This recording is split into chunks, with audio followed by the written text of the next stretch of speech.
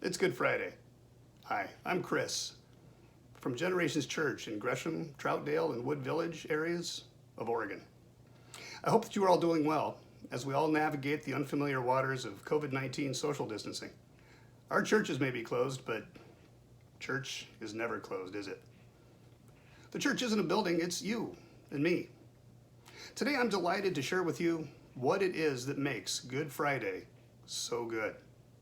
Today we celebrate something amazing, something terrible, a gruesome, violent injustice, but also something wonderful, a beautiful gift of greater value than any other ever given. And so it comes down to this. Because of sin, mankind owed a debt far too great for any man or woman to pay. There's only one in the universe great enough to pay such a debt, but he wasn't the one who owed it. So how do we reconcile that? So man owes the debt but can't pay it. There's one who can pay it, who's powerful enough to, but he's not the one who owes the debt. So how do we reconcile this? This one, who could pay the debt, had to become a man, so that mankind, could pay the debt that they owed. So let's have a look. I'm going to be reading Mark chapter 15 to you. Now, instead of making you sit there and watch me read the entire chapter, which is what it would take to describe the entirety of his arrest, trial, torture, crucifixion, and ultimately his death, we've selected a few verses out of that chapter.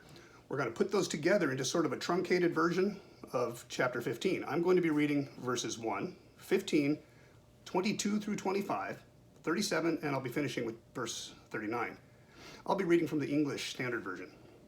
This describes his arrest and crucifixion at the hands of a Roman governor named Pilate. Hear the word of the Lord. As soon as it was morning, the chief priests held a consultation with the elders and scribes and the whole council. And they bound Jesus and led him away and delivered him to Pilate.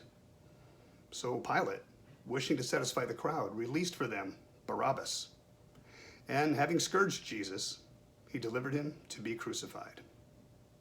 And they brought him to the place called Golgotha, which means place of a skull. And they offered him wine mixed with myrrh, but he did not take it. And they crucified him and divided his garments among them, casting lots for them to decide what each should take. And it was the third hour when they crucified him. And Jesus uttered a loud cry and breathed his last. And when the centurion who stood facing him saw that in this way he breathed his last, he said, "Truly, this man was the Son of God." Hear the word of the Lord. Oh, that's good stuff. He took our place and faced the death penalty for a debt that he didn't owe, so we wouldn't have to.